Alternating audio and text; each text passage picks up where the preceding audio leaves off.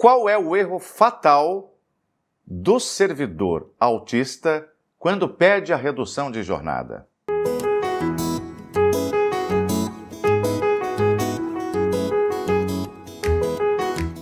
Olá pessoal, meu nome é Lucélio Lacerda, eu sou neurodivergente, advogado de neurodivergentes e meus contatos profissionais estão aqui na descrição. O tema de hoje é: qual é o maior erro ou o erro fatal que o autista comete ao pedir ele mesmo a redução de jornada ao seu empregador? Eu sei que muitos de vocês que tiveram diagnósticos recentes de transtorno do espectro do autismo vêm neste canal, tão logo descobrem a condição e maratonam os nossos vídeos, as nossas centenas de vídeos, que trazem muitas informações úteis. É claro que esses vídeos, pela utilidade, pela qualidade do detalhamento das informações que a gente passa aqui, eles podem até capacitar algumas pessoas para elas mesmas fazerem os seus requerimentos de adaptações laborais aos seus empregadores. Entretanto, não raro, aliás, muito frequentemente, pessoas que têm os seus pedidos de adaptação, especialmente o de redução de jornada indeferidos, vêm parar aqui no nosso atendimento, muitos dos quais se tornam clientes do escritório, geralmente trazendo um avião caído para a gente tentar ressuscitar. Quando eu digo avião caído, é que depois que a pessoa faz um pedido, e esse pedido contém alguns defeitos, e ele é indeferido, é mais difícil para você consertar, sabe? É muito mais fácil você lidar com um indeferimento administrativo quando esse indeferimento se dá num processo bem instruído, bem documentado, bem fundamentado, porque aí você vai para a justiça e demonstra que a administração indeferiu ilegalmente, que a administração avaliou mal aquela documentação em aquele caso. Agora, quando a pessoa faz o pedido de maneira errada, sabe o que fica parecendo? Fica parecendo que a decisão de indeferimento que a administração tomou estava certa. Se estava certa, foi legal.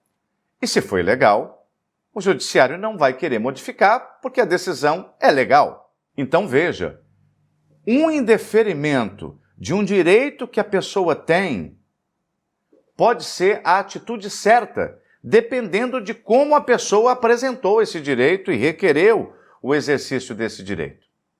Eu vou te explicar aqui o que acontece.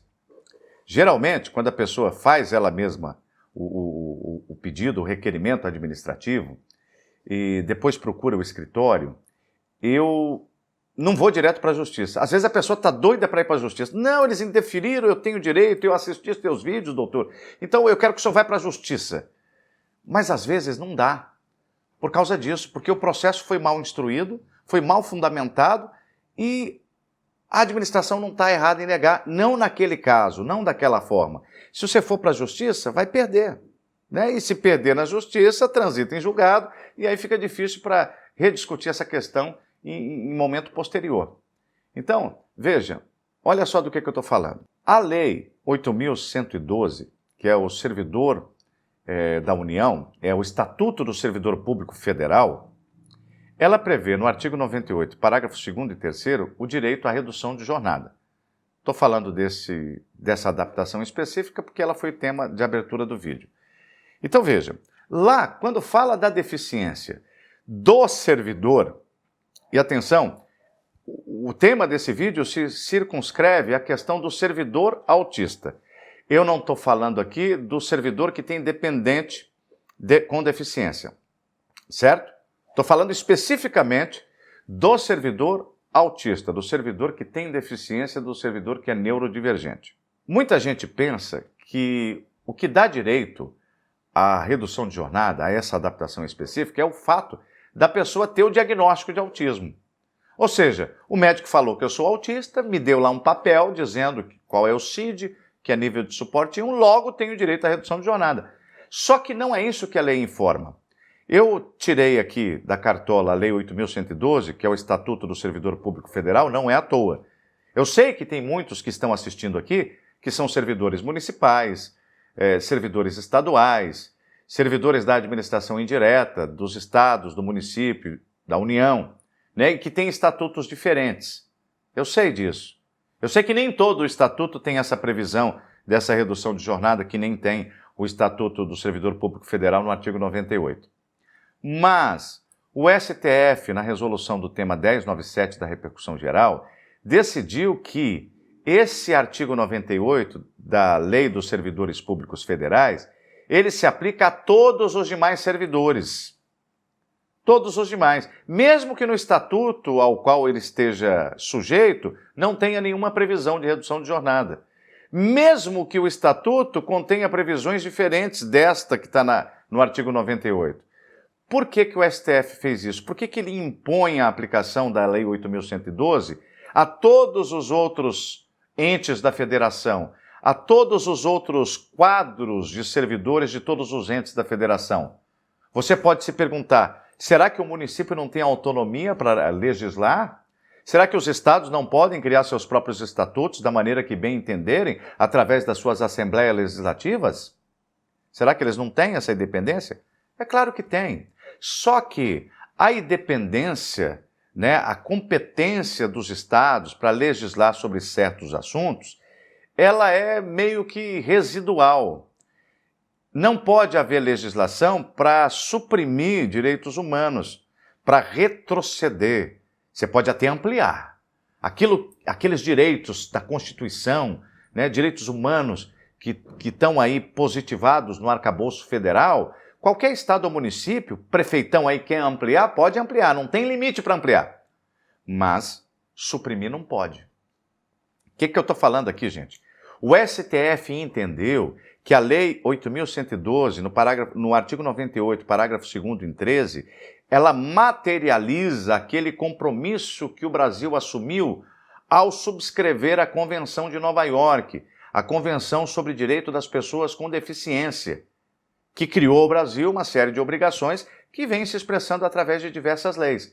Como o Brasil é um estado muito grande, que tem mais de quase 6 mil municípios, veja bem, quase 6 mil câmaras de vereadores, é muita coisa, é muito difícil você sincronizar o país inteiro, todos os entes da federação, para que todos eles cumpram uma norma de direitos humanos que provém de tratados internacionais e que, portanto, são equivalentes a normas constitucionais. Porque a Constituição brasileira diz, olha, todo tratado de direitos humanos que o Brasil assinar, ele entra no ordenamento jurídico brasileiro com força constitucional, desde que ratificado com o mesmo quórum das emendas constitucionais, como se deu no caso da Convenção de Nova York. Então veja, o STF, vendo que cada um estava decidindo de um jeito essa questão da redução de jornada, em cada município decidia de um jeito. Uns falavam, não vou te dar redução de jornada, apesar de você ser deficiente, porque eu não tenho previsão legal, nós não temos lei sobre isso. Ou a nossa lei não fala que tem que ser redução de jornada dessa forma. Ou aqui nós não damos redução de jornada para ninguém, senão com prejuízo dos vencimentos. Então, cada um fazia o que queria nessa área. Então, o STF falou, não, peraí, vamos acabar com essa bagunça. O Brasil assinou uma convenção, a convenção cria obrigação para o Brasil tem que se adaptar a essa legislação, e eu acho que a norma de referência que mais expressa aquele sentido teleológico, aquela finalidade da Convenção de Nova York, para esse assunto, né, de adaptação, é o artigo 98 da Lei 8.112. Então, acabou, todo mundo aplica isso aqui agora. Por que eu fiz essa introdução toda para dizer como é que o autista erra ao pedir a sua adaptação laboral, principalmente a redução de jornada? Recapitulando o que eu disse no início. O autista, muitos acham que é por ser autista que ele tem direito à redução. Não! Não é toda pessoa com deficiência que tem direito à redução de jornada. Para que a pessoa tenha direito à redução de jornada, ela tem que ter a necessidade clínica dessa redução. Não pode ser uma coisa assim eletiva, da conveniência do indivíduo. Quem é que não quer trabalhar menos? Eu quero trabalhar menos. Não posso, porque felizmente a toda hora eu tenho um novo cliente entrando aqui no escritório. Então isso demanda muito trabalho, muita atenção, muita diligência, muito carinho no tratamento do meu cliente neurodivergente. Mas tem hora que dá vontade de trabalhar menos. Mas não dá, né? A gente precisa trabalhar mais. Mas tem gente que não apenas deseja trabalhar menos. Tem gente que precisa trabalhar menos, porque senão enlouquece, senão a saúde fica arruinada, senão entra em depressão, tem crise de ansiedade, tem meltdown, tem ideação impertinente. Eu não vou completar a expressão aqui para não ser cerceado pelo algoritmo. Então veja, uma coisa é você querer, a outra coisa é você ter a necessidade. Nem toda deficiência repercute e interage com o ambiente de trabalho ao ponto de ensejar uma medida adaptativa para a preservação da saúde. Entende? Por exemplo, a pessoa, vamos supor, eu tenho medo de dar exemplos, porque depois a pessoa pode pensar numa coisa que eu não pensei e depois o exemplo se revelar impertinente. Mas eu vou tentar fazer uma coisa aqui, espero que seja justo o exemplo. Vamos imaginar que uma pessoa não tenha esse dedo, o dedo mindinho, né? Igual o presidente, não tem esse dedo mindinho. Isso é uma deficiência? Claro que é uma deficiência. Vamos supor que esta pessoa que não tem esse dedo, ela está empregada na função de telefonista. Pode ser que eu esteja errado, me desculpem, comentem aí se você acha que eu estou errado.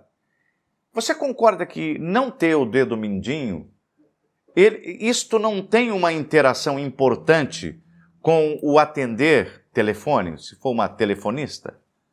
A pessoa, ou um atendente, a pessoa atende através de voz ou mesmo através de WhatsApp, o atendimento do WhatsApp, o atendimento do chat daquela empresa que a pessoa trabalha. Sabe? Parece que é desimportante a pessoa não ter o dedo mindinho para essa atividade, que não é uma atividade que tem exigência predominantemente física das suas terminações dos membros superiores. Não é verdade? Quer dizer, não tem nada a ver, não interage com o ambiente de trabalho. Talvez se for uma profissão que envolve pegar peso, né, de lidar muito com as mãos, um trabalho manual, talvez tenha. Mas nesse caso, nesse exemplo que eu dei, penso que não. Mas se você achar que o exemplo é impertinente, pensa em outra coisa. Em termos mais gerais, a deficiência em interação com as atribuições do trabalho, do dia a dia, ela tem que fazer emergir barreiras que prejudiquem a sua saúde, que façam regredir a qualidade da sua saúde e que, portanto, impõem a adaptação da redução de jornada. Entendeu? Então, não é nem todo autista que entra em crise dependendo do ambiente que está trabalhando. Então, é preciso que a pessoa, na Lei 8.112, parágrafo 2º, está dizendo lá, o servidor com deficiência que tiver a necessidade confirmada por junta médica oficial terá direito a horário especial. Veja bem, é servidor, é com deficiência, além de ter deficiência, tem outra condição. Qual que é a condição? Ter a necessidade. Além de ter a necessidade, essa necessidade precisa ser confirmada por junta médica oficial. Então veja, você é servidor. Ok, primeiro requisito para redução de jornada. Outro requisito é a necessidade. É servidor, ter deficiência, ter a necessidade. Como é que eu provo a necessidade? Porque tudo bem que a junta médica tem que confirmar, mas você tem que demonstrar. Você demonstra e joga para a junta médica. A junta médica vai avaliar a sua documentação.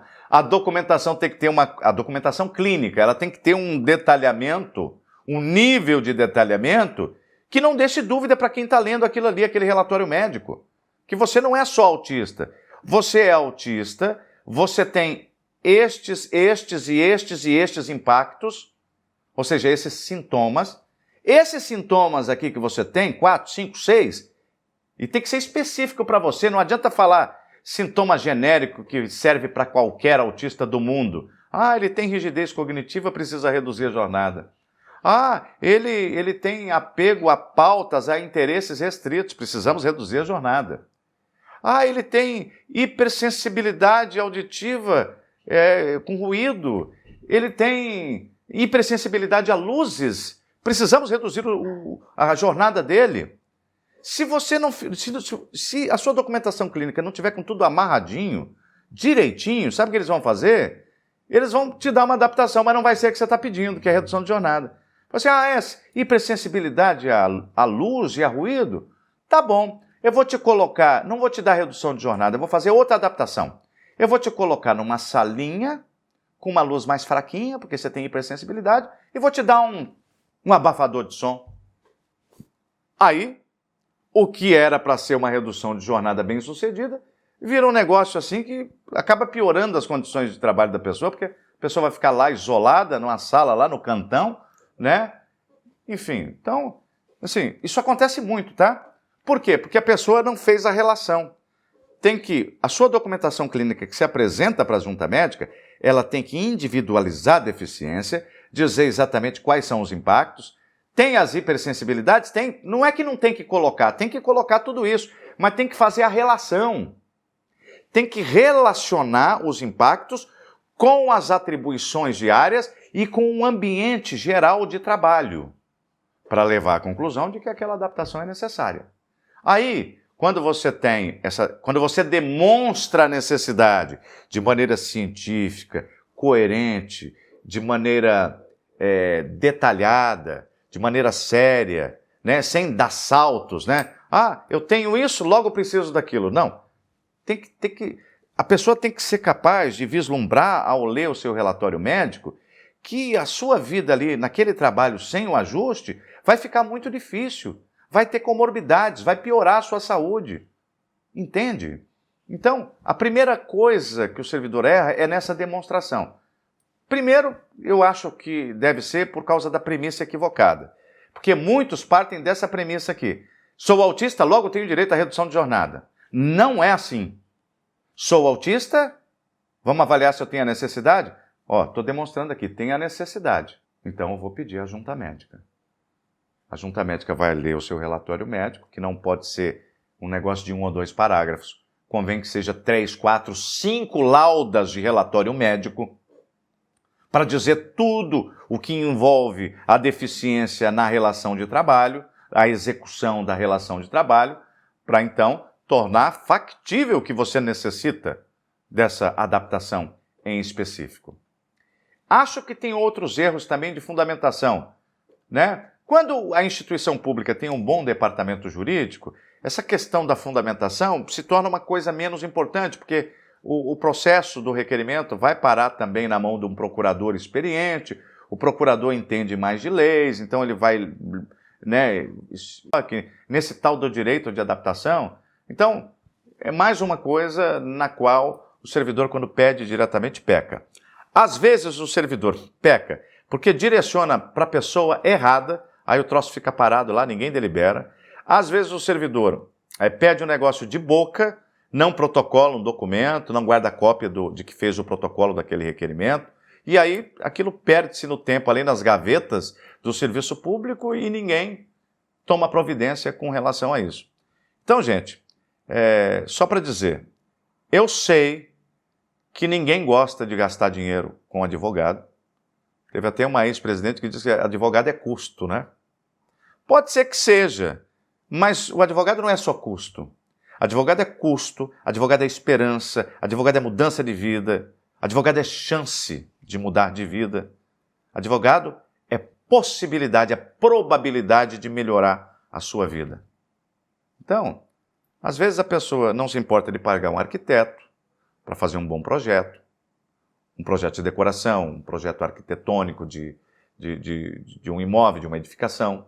Às vezes a pessoa não se importa de pagar o dentista, quando ela está com a dor de dente, ela não tenta arrancar o dente com um alicate dentro de casa, mas quando é o tal do advogado, a pessoa fala, não, eu vou fazer, eu não preciso de advogado para fazer isso, vou fazer por eu mesmo. Então, saiba você, tem gente que fez requerimento aí de aposentadoria, vai trabalhar 10 anos a mais porque fez por conta própria, fez errado, acabou não reconhecendo a deficiência, né? Aí escafedeu-se o direito. Então, isso acontece. Se você sente dor de dente e vai no dentista, se você tem um direito desta magnitude, desta importância, porque, veja bem, porque o cara consegue a redução de jornada, supor de 50%, é para a vida inteira. Claro, vai ser renovado todo ano, mas enquanto persistir a situação que gerou o direito à adaptação, persistirá a adaptação. Como o autismo é uma condição congênita e incurável, provavelmente vai continuar a necessidade, então é para a vida inteira. Né? Pensa, converte isso em dinheiro para ver se advogado é realmente um custo. Né? Bom, eu espero que esse vídeo tenha sido útil. Se foi útil, eu peço a você que se inscreva no canal, que clique no sininho, que dê um like, que compartilhe esse vídeo com outras pessoas que, assim como você, possam ter interesse nesse assunto.